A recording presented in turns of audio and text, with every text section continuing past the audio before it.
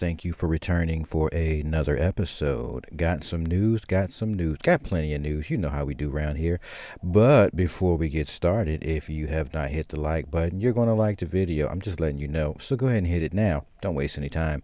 Also, if you're returning to the channel and you haven't subscribed, go ahead and subscribe because you'll like the information. And if you have any family, friends, or loved ones who you think could use any of this information, feel free to share the link. Now, with all of that said and done with, what articles could we possibly have to take a look at today? Coinbase expands services in Australia, calling country a priority market for us. That's right, Coinbase prioritizing Australia and setting up shop. That's right. We also have the Australian dollar, which is running on, what is it? Maybe I believe it's running on an ISO. I wonder if it's Stellar. I don't remember. I do believe we read an article already, but yes, we have the Australian dollar, which I do believe is running on Stellar Lumens. Either way, it's still running on an ISO. So let's see what's going on. Goes on to say, the crypto exchange said it is adding local payments platform PayID as a way for customers to transfer Australian dollars to their Coinbase accounts, offering advanced trading tools and better pricing to its local retail customers and providing 24/7 chat support to customers there. The exchange has also incorporated as a local entity in Australia and registered with local regulator Australian Transaction Reports and Analysis Centre to provide digital currency exchange services. John O'Loughlin, formerly a regional director with Ant Group, was hired in July to head up Coinbase Australia. So they set it up. They're in that house. We should see more more value coming on board from new retailers that now have access, especially now that they can access through Coinbase. Not a financial advisor. Obviously, this isn't financial advice. We're just keeping up with the news and what's going on out there. So there's something to pay attention to. More and more countries on board in this technology, which will, in so many ways bring more value into this space because, of course, they're bringing currency, right? Yeah. Next article says SWIFT shows central bank digital currencies, tokenized assets can be integrated into global financial systems. SWIFT is busy. They're a busybody. So what do they got going on? Financial messaging provider SWIFT has developed an infrastructure to facilitate the integration of different central bank digital currencies and tokenized assets into the global financial system. SWIFT is a financial messaging platform that connects about 11,500 financial institutions across 200 countries to execute instant, frictionless, and interoperable cross-border transactions. I mean, I don't know.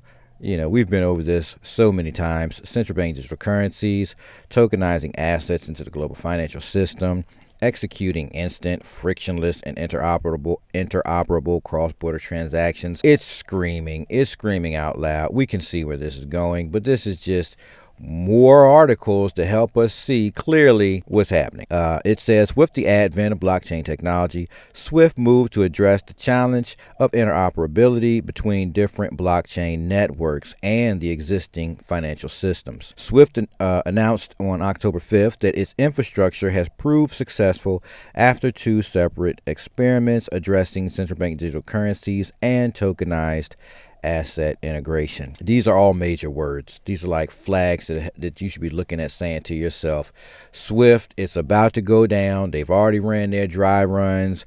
Central bank digital currencies, we know that they're going to more than likely operate on ISO, tokenizing assets and their integration. I mean, here we're looking at possibly seeing bonds, right? Debt bonds and so on and so forth coming on board. So you're talking about transferring debt onto the blockchain. In my personal opinion, this means you can't escape paying your debt. You can't escape the maturity of the contract. So all this is making a public, because blockchain is public, all this stuff will be viewable. You may not know who the name is behind the scene, but you'll know the address and that the transaction did happen. So, I mean, these should be throwing up some flags. You all should be saying to yourself, it's about to go down. That's right. SWIFT collaborated with Capgemini to complete a central bank digital currency to central bank digital currency transaction on different blockchains. The experiment also executed a fiat to central bank digital currency transfer successfully. SWIFT Chief Innovation Officer Tom Zock said that the innovation could help address CBDC's need for interoperability with the existing financial system. Yeah, of course. So they want to onboard, offboard. They want to make this stuff, easy and fluent. And so they're getting it done. So be prepared because go back to the past videos where we've read other articles that have message, like, wow, come on, people. Zoc added, for central bank digital currencies, our solution will enable central banks to connect their own networks simply and directly to all other payment systems in the world through a single gateway, ensuring the instant and smooth flow of cross-border payments. Now, also, we know that they were working with Chainlink to make it so that these other blockchains can interoperate. So, not a financial advisor, not financial advice, but in the previous articles that you've seen us read and heard in those past videos, it's like all the information's there. This isn't make-believe. This isn't speculation. This is just information that's helping us see what's actually going to happen. SWIFT for tokenized assets. According to the World Economic Forum, the market for tokenized assets could reach a valuation of $24 trillion by 2027. That's wonderful, but go and bring that timeline a little closer. I don't suspect 2027. I'm looking a whole lot earlier. By the time they show us this information, we're usually late. We're late. So 2027, nah. Sooner, yeah. Way sooner, I suspect. But let's continue. Tapping into its potential to provide greater market liquidity, SWIFT developed its infrastructure to connect multiple tokenization platforms. SWIFT partnered with Citi, Clearstream, Northern Trust, and Settle to simulate 70 market scenarios for the issuance and transfer of tokenized bonds, equities, and cash. All that is just major. All that is major. That is big news, big events. Like we're bonds, right? We're talking about those debt bonds. All right, equities, cash. They've dealt with Citi Financial, Clearstream, Northern Trust, and Settle. So they're ready to make this happen. We know that in November of this year, they wanted to have their ISO messaging system up and running, and so that banks would have to operate with them. They would have to have the same thing up and running too. So this isn't a secret. We've been reading these articles, and it's like they're definitely letting us know that they set up for it and they're ready for it. Goes on to say the platform successfully served as a single access point for the creation, transfer, and redemption of tokenized assets. It also provided interoperability between multiple tokenization platforms. Zoc said, tokenization has great potential when it comes to strengthening liquidity in markets and increasing access to investment opportunities. And SWIFT's existing infrastructure can ensure these benefits can be realized at the earliest opportunity by as many people as possible. So they want banks and more than likely customers of the banks using these systems so they can track everything down, obviously. But it's not like they're trying to track it down and take something from you. It's just so you can't escape your financial responsibilities, obviously. So we have bad actors out there in the world. That happens. If you're not a bad actor, it ain't about you. It's about bad actors. So, Moving along, SoLana co-founder says long-term fix to network outages is in the works. SoLana is just been fumbling around. There's some issues happening with it. So let's just get a quickie. The young proof of history, proof of stake 3 hybrid blockchain has had 5 major outages since its launch in 2020. Out of those 5, 3 have occurred this year, each one the result of either bugs in Solana's code or the network becoming overwhelmed by artificial traffic from bots. All right, so there it is. Yokovenko believes Fire Dancer, a second Solana client announced back in August, will be a long-term fix. Because it will have its own separate software development team, Web3 firm Jump Crypto is developing Fire Dancer in partnership with the Solana Foundation. Working hand in hand, there's a fix coming. Be aware. Don't be shocked and scared.